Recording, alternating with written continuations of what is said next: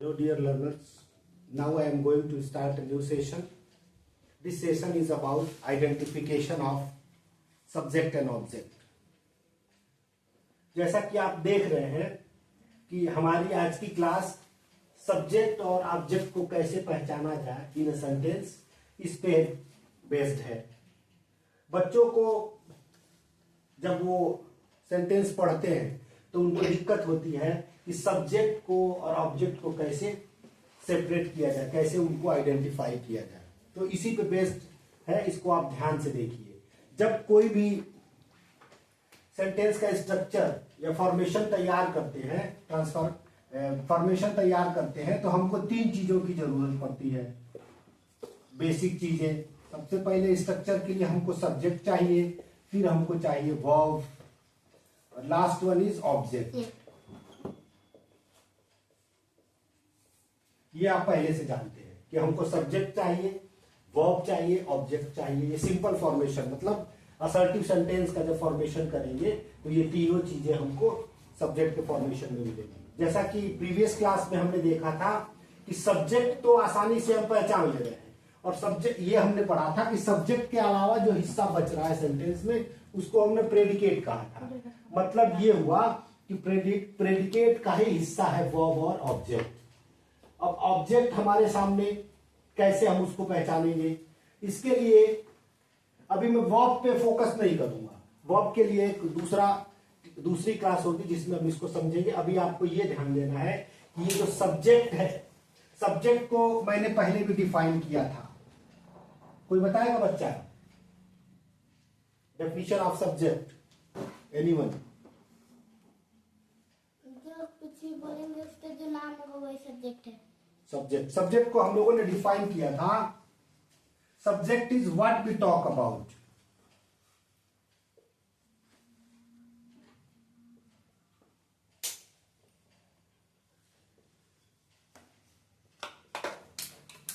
Subject को हमने कहा था कि व्हाट वी टॉक अबाउट, हम जिसकी बात करते हैं वो सब्जेक्ट होता है। एक तरीका, मतलब अगर हमको आइडेंटिफाई करना है सब्जेक्ट को तो हम कह सकते हैं कि जिसकी हम बात करेंगे वो सब्जेक्ट होगा। एक तरीका आप ये जान गए सब्जेक्ट को पहचानने का कि जिसकी बात की जाए वो सब्जेक्ट होता है। एक और तरीका ये है कि हम उससे क्वेश्चन कर देते हैं। किससे? अभी एक चीज देखिए, इसके पहले एक चीज और हम जान लेते हैं कि जब सब्जेक्ट वर्ब ऑब्जेक्ट का अध्ययन हम करते हैं तो देखते हैं कि वर्ब का बड़ा अहम रोल है। वर्ब के लिए ही सब्जेक्ट आता है और इसी वर्ब के लिए ऑब्जेक्ट आता है। इसका मतलब ये हुआ कि वर्ब इस स्ट्रक्चर में सबसे इंपॉर्टेंट रोल किसी का है तो वो वर्ब का है। ये वर्ब एक्शन, इसको एक्शन वर्ब भी कहते हैं, एक्शन वर्ड कहते हैं। और ये वर्ब जो है ये वर्बोस शब्द से आया है। कहां से निकल के आया है? वर्बोस। वर्बोस का मतलब होता है using more words than required, या इसको कह सकते हैं full of words. Verbose means होता है फुल ऑफ वर्ड्स, मतलब शब्दों से भरा हुआ। कहीं भी वर्ब का अर्थ एक्शन नहीं होता है, वर्ब का मतलब ही होता है फुल ऑफ वर्ड्स। इसी फुल ऑफ वर्ड्स को, इंपॉर्टेंस को देखने के लिए जो सबसे इंपॉर्टेंट पार्ट था इस स्ट्रक्चर में, उसको हमने वर्ब का नाम दे दिया। अब आप देख रहे हैं कि वर्ब के लिए ही सब्जेक्ट आया है, वर्ब के लिए ही ऑब्जेक्ट आया है।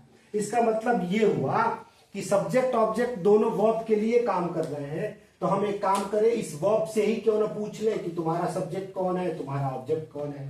मेरी बात ध्यान से सुनिए, जब वर्ब के लिए ही सब्जेक्ट और ऑब्जेक्ट आ रहे हैं, इसका मतलब वर्ब ही जिम्मेदार होगा, वर्ब ही ये बता सकता है कि इसका सब्जेक्ट कौन है, इसका ऑब्जेक्ट कौन है। तो इससे पूछने का मतलब आप इससे क्वेश्चन करेंगे। क्वेश्चन करने के लिए आपको क्वेश्चन वर्ड की जरूरत पड़ेगी। तो ये जो क्वेश्चन वर्ड है हमारे, जिससे हम सब्जेक्ट जान पाएंगे, वो होते हैं हु और व्हाट। हु और व्हाट से हम क्वेश्चन करेंगे। अब देखो, आप वर्ब के ठीक पहले रिप्लाई करो बेटा, क्या आ रहा है? सब्जेक्ट। वर्ब के ठीक बाद क्या आ रहा है? ऑब्जेक्ट। इसका मतलब सब्जेक्ट के बारे में अगर हमको जानना हो तो वर्ब के ठीक पहले हु या वाट या हु से हम क्वेश्चन करेंगे तो जो रिप्लाई मिलेगा वो सब्जेक्ट होगा। फिर से सुनिए, क्योंकि वर्ब के ठीक पहले सब्जेक्ट आ रहा है इसलिए वर्ब के पहले हम हु या वाट से क्वेश्चन करेंगे। अगर कोई आंसर ये देता है तो वही सब्जेक्ट होगा, जो आंसर मिलेगा वो सब्जेक्ट होगा। बात समझ में आ रही है? Are you getting my point? अगर इसका आंसर मिला व्हाट या हु से तो सब्जेक्ट होगा, ये चीज आप समझिए। फिर ऑब्जेक्ट को कैसे पहचानेंगे? जैसा कि आप देख रहे हैं कि वर्ब के ठीक बाद आ रहा है ऑब्जेक्ट, तो वर्ब के बाद दो क्वेश्चन वर्ड्स हैं जिनको हम लगा के क्वेश्चन करेंगे, आंसर जो मिलेगा वो हमारा ऑब्जेक्ट होगा। वे क्वेश्चन वर्ड्स हैं whom and what, whom and what। Verb के ठीक बाद दो क्वेश्चन वर्ड्स लगाएंगे हम, whom और what, वर्ब के बाद, तो जो भी आंसर मिलेगा वो ऑब्जेक्ट होगा। अब एक चीज और ध्यान देना है, जैसे हमने अभी सब्जेक्ट को डिफाइन किया था व्हाट वी टॉक अबाउट, उसी तरह से हम ऑब्जेक्ट को भी तो डिफाइन कर सकते हैं। तो आइए एक छोटा सा डेफिनेशन हम ऑब्जेक्ट का भी लिख लेते हैं, फिर इस क्वेश्चन वर्ड पे हम जाएंगे। सब लोग पहले ये लिखो बेटा कि ऑब्जेक्ट का डेफिनेशन क्या होगा, ऑब्जेक्ट को कैसे डिफाइन करेंगे ये आप लिखते चलिए। ऑब्जेक्ट इज समवन और something, someone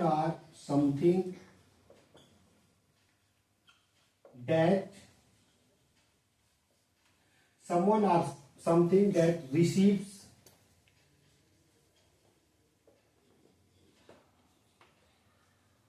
the effects of the action done by subject।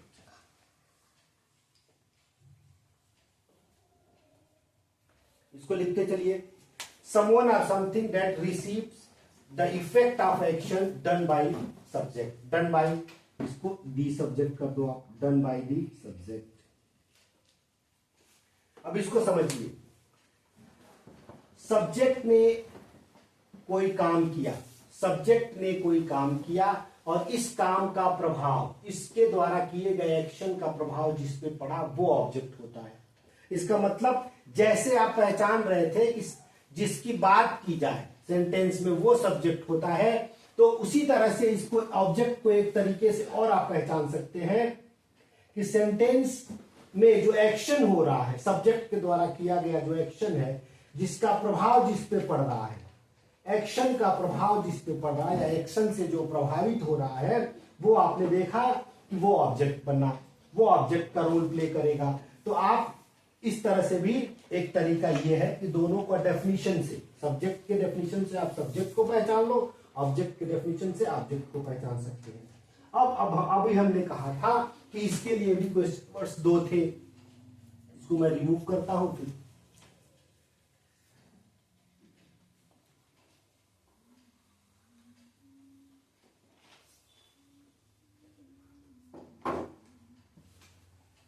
अब इसके लिए मैंने आपको क्वेश्चन वर्ड्स बताए थे दो, फर्स्ट था व्हाट और दूसरा कौन था बेटा? whom।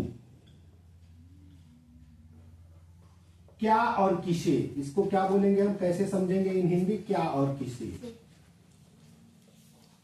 क्या और किसे से आपको क्वेश्चन करना है। क्या और किसे कहां लगाओगे बेटा? वर्ब के ठीक बाद, वर्ब के ठीक बाद लगाओगे। क्या और किसे का अगर आंसर मिलता है तो हमारा उस सेंटेंस में ऑब्जेक्ट होगा, अगर कोई आंसर ना मिले तो उस सेंटेंस में ऑब्जेक्ट नहीं होगा। एक छोटा सा एग्जांपल देखते हैं जिसमें सबसे पहले हम ये कोशिश करते हैं जानने की कि सब्जेक्ट कौन सा है और ऑब्जेक्ट कौन सा है।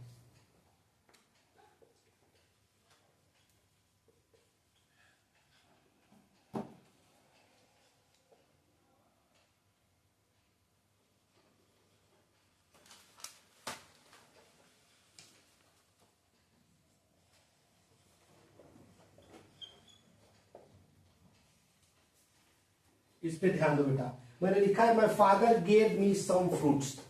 अब आइए सबसे पहले आपको वर्ब आइडेंटिफाई कर लेना है। तो वर्ब जैसा कि आप देख रहे हैं वर्ब वो होता है जिसकी 3 फॉर्म्स हो। वर्ब वो होता है जो एक्शन को रिप्रेजेंट करे। तो वर्ब हमने देख लिया। अब वर्ब से हमको क्वेश्चन करना है, अब आपको सब्जेक्ट को आइडेंटिफाई करना है। तो एक तरीका तो ये था कि हम देख लेंगे कि जिसकी बात की जाए वो सब्जेक्ट होता है, तो इससे भी आप सब्जेक्ट निकाल सकते हैं। किसकी बात की जा रही है? माय फादर की। तो माय फादर क्या हो गया? सब्जेक्ट। लेकिन जो क्वेश्चन वर्ड मैंने आपको बताए थे व्हाट और हु, इससे भी पूछा जा सकता है, लेकिन व्हाट हु आपको कब लगाना है? वर्ब के पहले। तो आप करेंगे who what gave. What gave का आंसर नहीं मिल रहा है। अब आप दूसरे से चेक करिए, हु गेव, किसने दिया, तो आंसर क्या होगा? My father. किसने दिया? Who gave me some fruits, it means my father. तो हु का आंसर जो मिल रहा है, हु का जो आंसर मिल रहा है वो हो रहा है माय फादर। माय फादर को आप क्या बोल देंगे? सब्जेक्ट।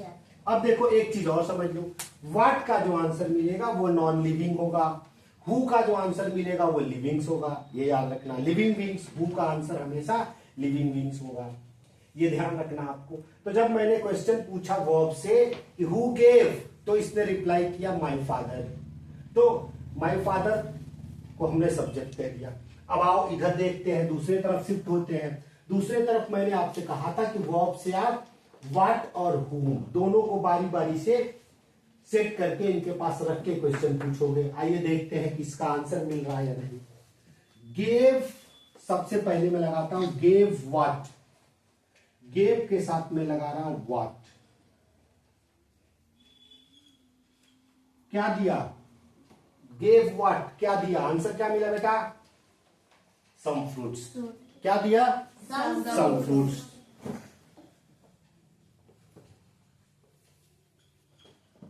तो सम फ्रूट्स क्या हुआ? ऑब्जेक्ट। बोलो, सम फ्रूट्स क्या हुआ? ऑब्जेक्ट। फिर से मैं पूछता हूं गेव के साथ एक और क्वेश्चन कर लेता हूं। गेव whom, गेव whom, किसे दिया? दूसरा क्वेश्चन मैंने किया गेव whom, किसे दिया? तो इसका आंसर क्या मिल रहा है? मी। किसे दिया? मुझे। तो मी भी क्या हो गया? बोलो, ऑब्जेक्ट हो गया। अब ध्यान से एक बार देखिए, इसको हम रिवाइज करते हैं। वर्ब से हमने क्वेश्चन पूछा हु गेव, तो आंसर मिला माय फादर। माय फादर को मैंने सब्जेक्ट की जगह लिख दिया। फिर मैंने इसी गेव से आंसर किया गेव व्हाट, तो आंसर मिला सम फ्रूट्स, तो मैंने लिख दिया सम फ्रूट्स को ऑब्जेक्ट। फिर मैंने दूसरी बार क्वेश्चन किया गेव whom, तो आंसर मिला मी। इसका मतलब ये हुआ कि ये इस स्ट्रक्चर में, इस सेंटेंस में दो ऑब्जेक्ट हैं। बोलो, दो ऑब्जेक्ट दिख रहा है। फर्स्ट क्या है? Some fruits. दूसरा क्या है? मी। अब दो ऑब्जेक्ट अगर हो गए तो अब थोड़ी सी आपको समस्या होगी ये पहचानने में कि अगर दो ऑब्जेक्ट है तो फिर दोनों ऑब्जेक्ट के कुछ ना कुछ नाम होंगे।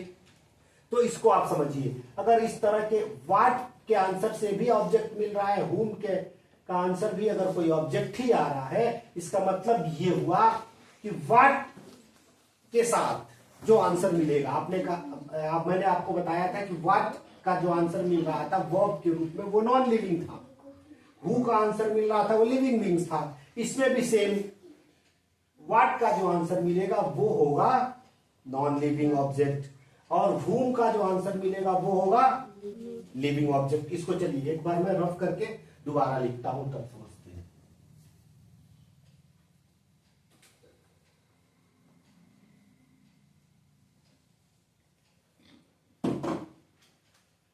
देखो बेटा, यहीं पे एक छोटा सा डायग्राम में बना के आपको ये चीज स्पष्ट कर रहा हूं, आप ध्यान दीजिए। ये देखिए, जैसे जब मैं व्हाट से क्वेश्चन कर रहा था तो व्हाट के क्वेश्चन का आंसर क्या मिल रहा था? मैंने आपको क्या बताया?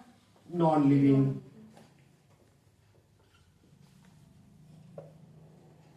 यहां तक तो कोई दिक्कत नहीं, आपको व्हाट का आंसर जो मिलेगा वो नॉन लिविंग होगा। तो जो नॉन लिविंग होगा उस नॉन लिविंग को हम डायरेक्ट ऑब्जेक्ट बोल देते हैं।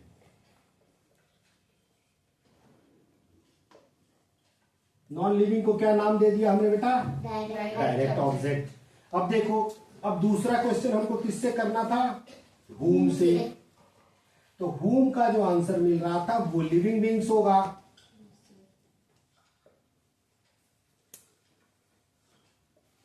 अब इस लिविंग बीइंग्स का जो आंसर देने वाला होगा उसको मैं कहूंगा इनडायरेक्ट ऑब्जेक्ट। Indirect object.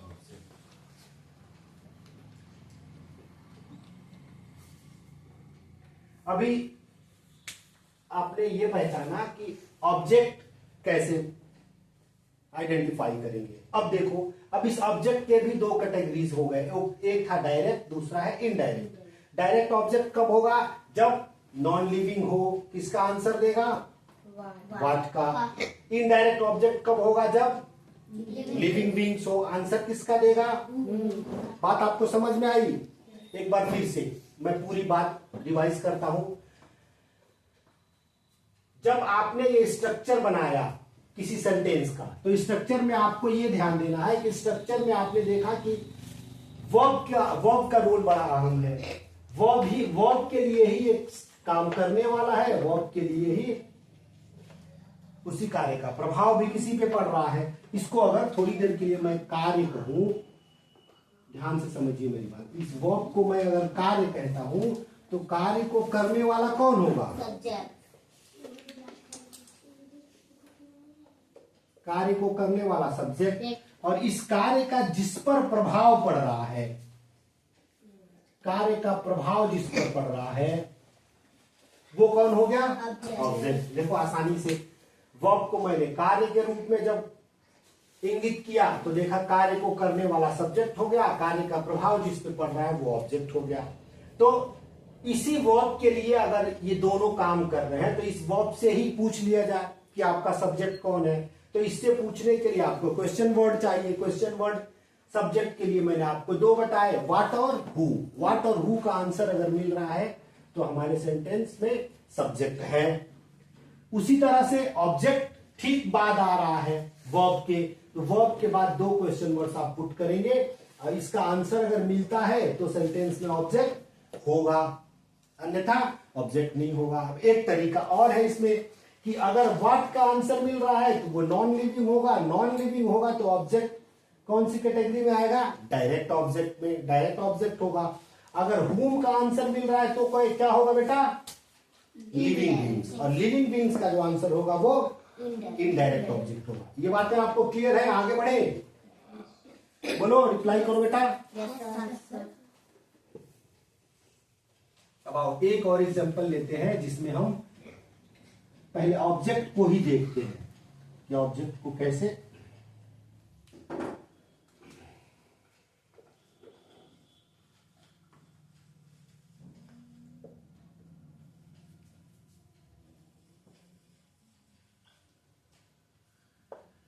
ये देखो, very simple sentence, she writes a letter.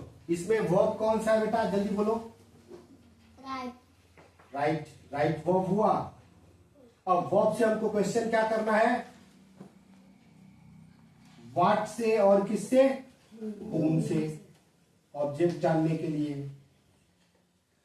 Right what, तो आंसर क्या मिलेगा? A letter. बोलो, कोई दिक्कत? Writes what? A letter. तो लेटर क्या है? नॉन लिविंग है। नॉन लिविंग है, इसका मतलब ये कैसा ऑब्जेक्ट होगा बेटा? Direct object. ओके, कोई दिक्कत आपको? अब देखो, राइट्स whom, कुछ आंसर मिल रहा है? नहीं मिल रहा है, आगे कुछ वर्ड्स ही नहीं है। राइट्स whom आंसर नहीं मिल रहा है, इसका मतलब इसमें, इस सेंटेंस में सिर्फ एक ही ऑब्जेक्ट है। वो कौन सा है? Direct object. इनडायरेक्ट ऑब्जेक्ट इसमें नहीं है। क्लियर हुआ? चलो एक और एग्जांपल लेते हैं। इसको ध्यान से समझो बेटा, फिर कहीं भी आपको ऑब्जेक्ट और सब्जेक्ट को आइडेंटिफाई करने में कोई परेशानी नहीं होगी। माय टीचर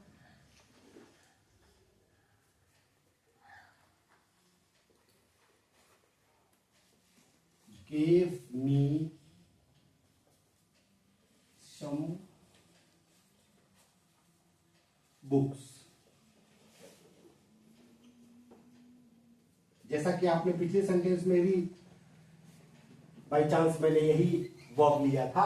अब चलो गेव के साथ मैं पहले क्वेश्चन कर रहा हूं व्हाट का। ओके, गेव व्हाट, क्या दिया टीचर ने मुझे? Some books. तो सम बुक्स क्या हो गया बेटा? ऑब्जेक्ट।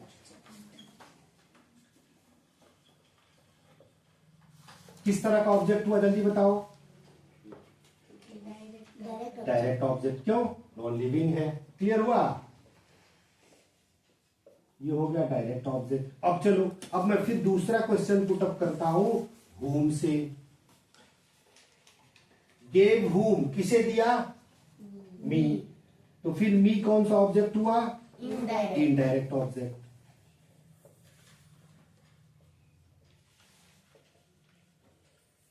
इसका मतलब ये हुआ कि ये ऐसा सेंटेंस है जिसमें आपको दो ऑब्जेक्ट मिल रहे हैं। कौन कौन से?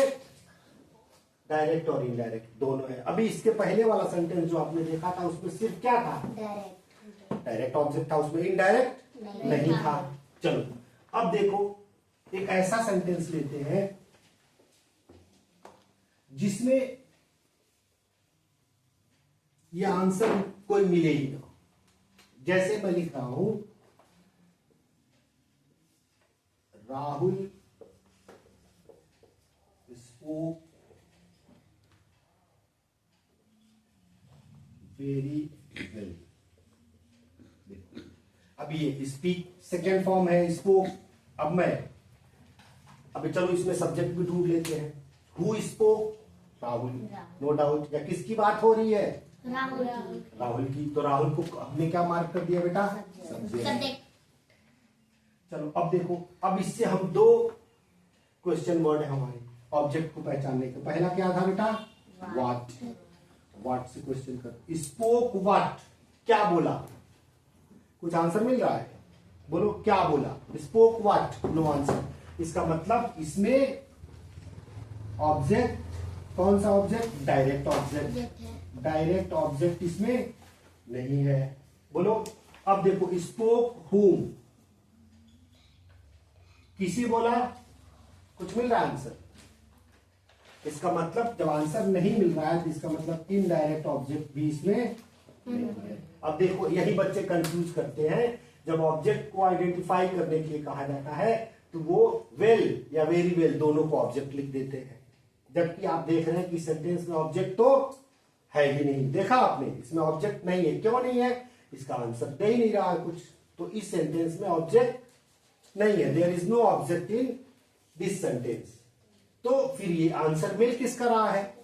अभी ये आपके टॉपिक का नहीं है, ये इससे रिलेटेड नहीं है, लेकिन मैं बता देता हूं। स्पोक का आंसर जब हाउ से करोगे, स्पोक हाउ, कैसे बोला, मतलब एडवर्ब ऑफ मैनर बता रहा है कि वेरी वेल। तो ये एडवर्ब है, एडवर्ब ऑफ मैनर है।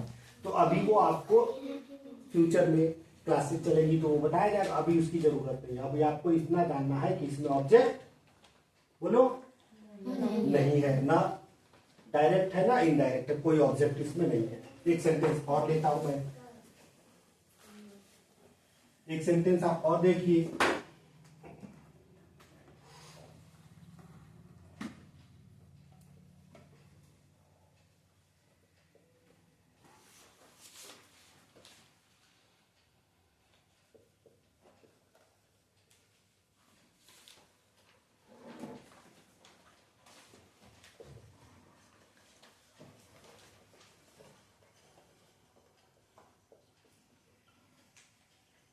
देखो ये टोल्ड सब, ममता टोल्ड अ इंटरेस्टिंग स्टोरी। अब हु टोल्ड, आंसर मिला ममता, तो ममता सब्जेक्ट हो गई। हमने किस कैसे पाया? Who told. ओके, अब टोल्ड से, टोल्ड व्हाट, क्या सुनाया उसने, क्या कहा उसने? बोलो स्टोरी। ठीक है, स्टोरी। लेकिन क्या स्टोरी को क्वालिफाई कर रहा है? ये नाउन हुआ, नाउन को क्वालिफाई करने का काम किसने कर दिया? एडजेक्टिव ने। इस एडजेक्टिव के पहले आर्टिकल आ गया या डिटरमाइनर्स आ गए। तो ये सारा टोल्ड मी इंटरेस्टिंग स्टोरी, ये क्या हो गया? ऑब्जेक्ट। ये हो गया टोल्ड स्टोरी, इंटरेस्टिंग स्टोरी, ये ऑब्जेक्ट हुआ। कैसा ऑब्जेक्ट हुआ बेटा? Direct object. बोलो, होगा? नॉन लिविंग ही तो है स्टोरी, तो ये डायरेक्ट ऑब्जेक्ट हो गया। अब एक चीज बताओ, आप सब्जेक्ट ऑब्जेक्ट को पहचान लोगे अगर कुछ सेंटेंसेस दिए जाए तो? Yes sir. चलो एक सेंटेंस में लिख रहा हूं, आप अभी उसको फाइंड आउट करिए ऑब्जेक्ट को।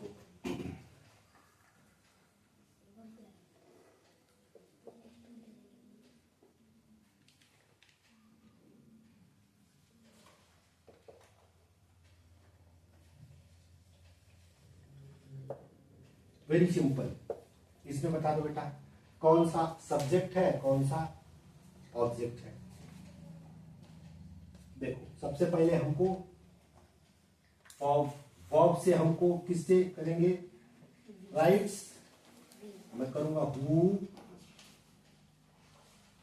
राइट्स, तो आंसर मिला ही कैसा सब्जेक्ट हो गया?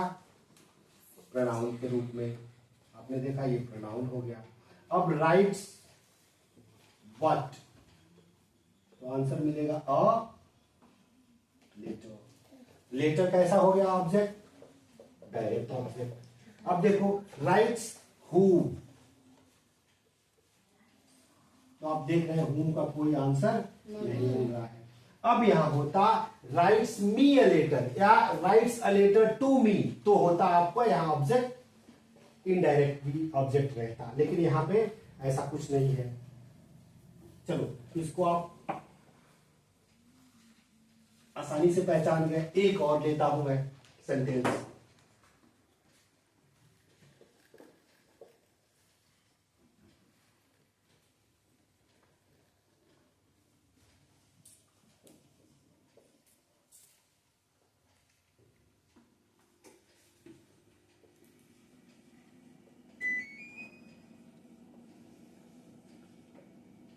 Neha wrote neat and clean.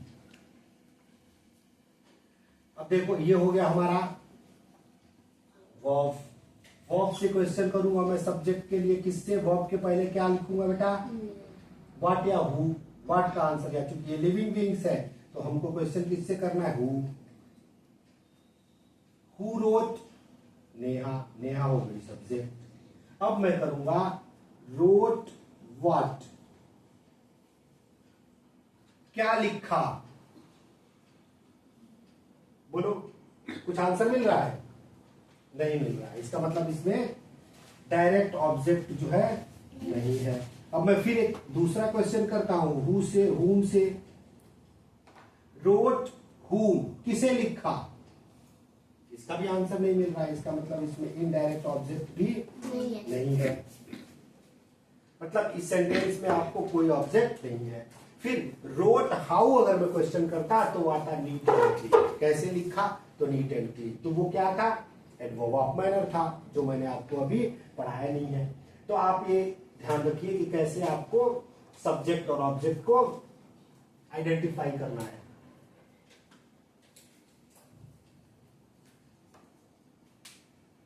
तो आपको देखना है कि वर्ब के ठीक बाद कुछ सेंटेंस में कुछ वर्ड्स ऐसे आ रहे हैं जो बच्चों को कंफ्यूज करते हैं। बच्चे उनको कभी कभी ऑब्जेक्ट मान लेते हैं, बच्चे कभी कभी उनको अदर वर्ड्स की श्रेणी में रखते हैं। तो आपको ये ध्यान रखना है कि जब भी ऐसा होगा तो आप क्या करेंगे? इस क्वेश्चन वर्ड्स को पुटअप करके या जो डेफिनेशन मैंने बताया था उसका इस्तेमाल करके आप इसको आइडेंटिफाई कर देंगे। मैं आशा करता हूं कि आपको क्लास पसंद आई होगी और नेक्स्ट क्लास में एक और अच्छा टॉपिक सिलेक्ट करके आपको बेसिक इंग्लिश की क्लास को आगे बढ़ाई जाएगी। ओके, जय हिंद।